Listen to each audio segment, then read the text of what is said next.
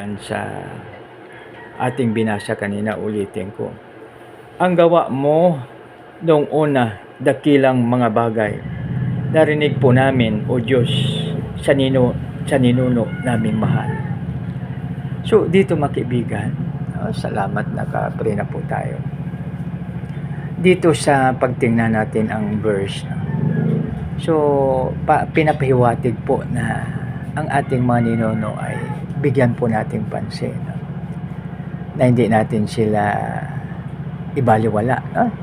So, kasi ang sakwa nakasulat din dito sa wonderful words of life na ang kamimitiin po natin ay ang magandang pangalan. So, ibig sabihin kung na-maintain po natin ang magandang pangalan na tayo naglingkod kay Lord, yung ating mga anumang ibinigay natin si Lord, ang magmana yung ating mga kaapu-apuhan. So yan, at saka magiging maayos. Yun daw po ang piliin natin. So isa sa mga gabay na magiging makatarungan po tayo, magiging matuwid po tayo. So yan po mga kaibigan ang dapat natin bigyang pansin. So anhin lang naman natin ang napakatinding kayamanan pag ang ating pangalan ay sira naman po. Kaya maganda na tayo ay piliin natin ang magandang pangalan. Basahin ko ulit. Ang gawa mo noong una, dakilang mga bagay. Narinig po namin, O Diyos, sa ninuno naming mahal. So ibig sabihin na parang so, mapalad po tayo ngayon dahil maliban sa may Biblia tayo na printed, mayroon pa rin tayong mga online. So, sa gadget natin, makikita natin, kaya napakapalad yung ating panahon. So, pag tingnan natin ang ating history, yung si Andres Bonifacio pa, nagtatago habang nagbabasa ng libro.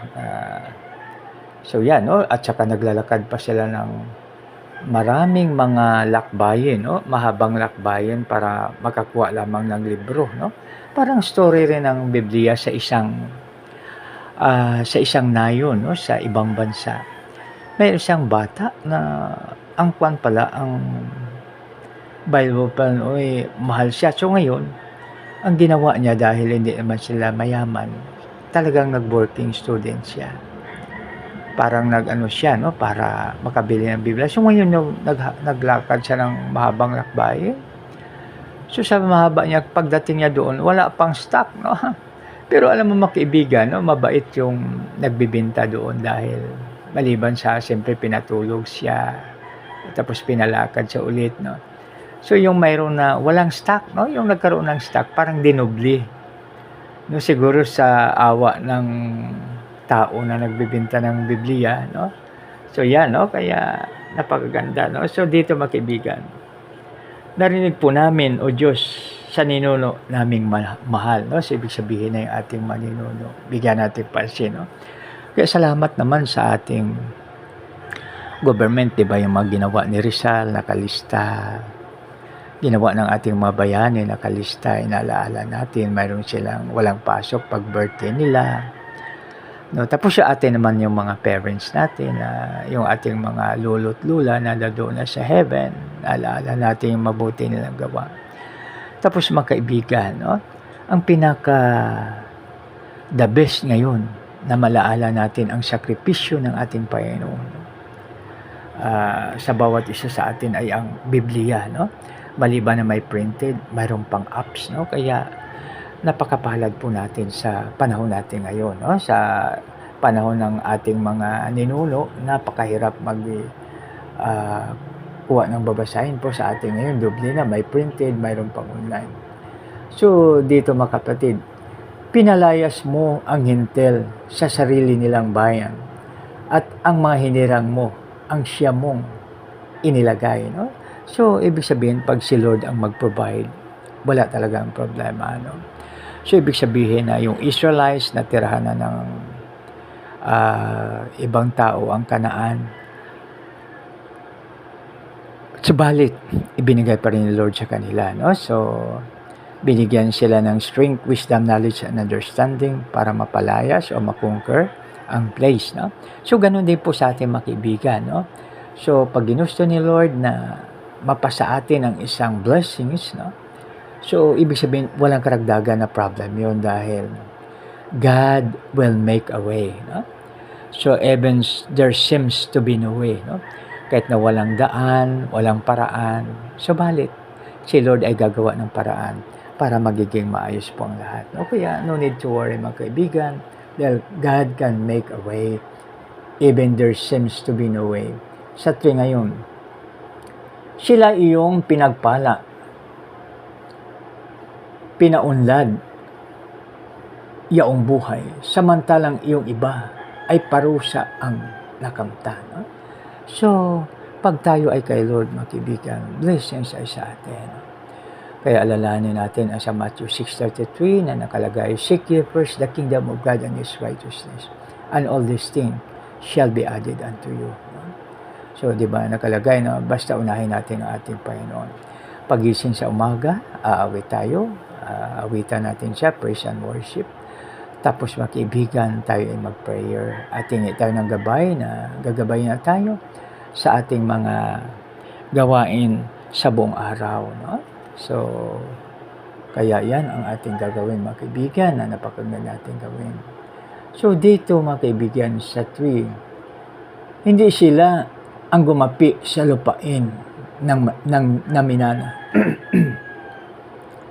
Hindi sila nagtagumpay dahilan sa lakas nila. No? So, ibig sabihin, mga kaibigan, hindi tayo magtatagumpay sa sarili natin lakas. No? Not by power, no? Not by might, nor my power. Yan, kundi si Lord. No? Hindi sila ang gumapi sa lupain na minana. Hindi sila ang nagtagumpay dahilan sa lakas nila. No? Of course, ang source ng ating strength ay ang ating Panginoon. Ang source ng ating wisdom ay sa Kanya rin. No? So, kaya wala tayong pwede ipagmalaki, makibigan. Dahil kay Lord ang lahat. Siya ang source ng lahat. Hindi tabak ang ginamit na sandata, kundi lakas mo, O Diyos, nung ikaw ang kasama. No? Siyan. So, ibig sabihin na mga kaibigan na hindi natin kaya sa sarili nating lakas. No? Sa naalala ko, Philippians 4:13, I can do all things through Christ who gives me strength. No, na magawa natin ang bagay sa magitan ng lakas na ibibigay sa atin ng ating Panginoon. No? Di ba maganda pa ganun mga kaibigan? No? So, napakaganda siya. No? So, ngayon, dito natin anuhin mga kaibigan. So, kwan siya ngayon. No? Sunod na. Ikaw ang kasama. Oo, ito'y ginawa mo pagkat mahal mo nga sila. No? So, siyempre, pag love tayo ni Lord, so ang favor niya ay nasa atin. No? Kaya gawin natin palagi makibigan ng favor ng Lord ay sumasa atin. No? Di ba napakaganda pag ang favor ng Lord ay sa atin? So tingnan natin sa mga mommy at daddy at mga anak. No? So pag mabait ang anak, sumusunod at gumagalang sa mommy at daddy, yung favor ng mommy at daddy ay sa kanya. No? So siyempre, lahat naman ng mga parents, pantay-pantay ang suporta o kaya pagtingin sa mga anak. Subalit, iba talaga pag matuwid ang anak, iba pag mabait ang anak dahil parang full force, no? So, tingnan nyo, pag mabait ang anak, mga kaibigan, alam mo po ba na kahit na kahit na medyo mahirap sa magulang, pero ginagawa nila ang lahat para ito, mga kaibigan, ay mabigay ang nais ng kanyang anak, no? So, di ba magaling, no? Napakaganda, mga kaibigan. So, yan. So, dito na po tayo. O Diyos, ikaw ang hari ko na nagbigay ng tagumpay, pagwagi kaloob mo sa bayang iyong hinirang. No? So, yan. So, tayo ay success. So, ito pa, no? Promotion is not from anywhere else. No? It is not from the south, north, west, or east, but only from the Lord. So, ganun din yung ating tagumpay, mga kaibigan. No? So, kaya lalo tayong tututok lalo tayong lalapit sa ating Panginoon at tagapagligtas. Isuko po natin ang lahat at gawin po natin siyang ating Panginoon at tagapagligtas. No? So, napakaganda pag yan tayo makibigan dahil ito ay isa sa mga gabay na makatulong po sa atin na tayo ay tinatawag na maka-Diyos. No? So, sa 5 tayo. Dahilan sa iyong lakas, talo namin ang kaaway. Yan. Siyempre sa lakas ni Lord, no? Siya rin ang source ng strength, no? Kaya pagising natin sa umaga, humingi tayo ng strength sa Kanya o lakas upang magampanan natin ang lahat na dapat natin gampanan sa araw-araw, no? Pagkat ikaw ang kasama, kaya sila napipilan. So, ibig sabihin na dahil kasama si Lord, talo ang kalaban. No? So, yan. Ano'y natin sa section ngayon. Palasok ko, aking tabak, hindi ko rin inaasahan. Yan. Upang itong kaaway ko ay magapi sa labanan. No? So dito mga kaibigan, ipinapahiwatig dito na hindi natin kaya ang mga problems, hindi natin kaya ang kaaway na pag walang tulong ni Lord. No? So ano-ano yung mga kaaway natin? Sa peaceful time, ating sarili. Hindi natin makukontrol sa sarili natin kung hindi tayo tutulungan ni Lord. So, literal na kaaway, no? Tapos, bisyo, kaaway natin. No? Subalit, kayang-kaya natin yan pag palagi tayo sa ating Panginoon. Diba? So, 7 mga kaibigan. Ngunit ikaw ang nanguna. Kaya kami nagtagumpay na pagpangunahan tayo ni Lord, no? So, 'di ba yung EDSA Revolution po noon, lalaala ko yung kanta ay Onward Christian Soldier, no? So, yun ang kinanta, no? Pagpangunahan tayo ni Lord, panalo tayo, no? Kasi napakaganda kasi may mga bagay na hindi natin alam, may mga bagay na hindi natin nakikita, subalit nakikita ni Lord at alam ni Lord, no? Kaya napakaganda siya, no? Napakagaling na yan po ang ating tututukan mga kaibigan na tayo ay maging malapit sa ating Panginoon. Sa sinumang namumuhing malulupit na kaaway, yan, iligtas ni Lord kahit anong lupit ng kaaway. Kaya naman ikaw o Diyos, lagi naming pupurihin. Sa papurit pasalamat, ikay aming tatanghalin. Yay, grabe, no? So, mayroong mga kaibigan na sa New Testament, mayroong 10 pinagaling si Lord na sakitong, no? Ibig sabihin sa sakit, no? So may sila pinagaling, no? Pinagaling ni Lord yung 10. Subalit alam mo mga kaibigan, isa lang po ang bumalik para magpasalamat. So ibig sabihin niya na mga kaibigan na kung tayo ay hindi pasalamatan sa ating ginawang kabutihan, huwag tayong magtampo. Huwag tayong magalit dahil pagtingnan natin ang numerical guidelines. No? So sa 10, isa lang ang bumalik para magpasalamat. So maaring gumawa tayo ng mabuti sa 10. So pag may isa na magpasalamat, okay na sa atin. Pag ayaw magpasalamat, hayaan na lang natin. No? Minsan kasi nagtatampo tayo, pero mayroong isang opisyal sa armed forces. No? So, dumaan siya. Hindi ngayon na good morning, o nagsaludo yung mga dinaanan niya, ay pinarusahan niya. No? So, ibig sabihin, tumatak sa kanila na dapat igalang. No? So, dapat may courtesy tayo.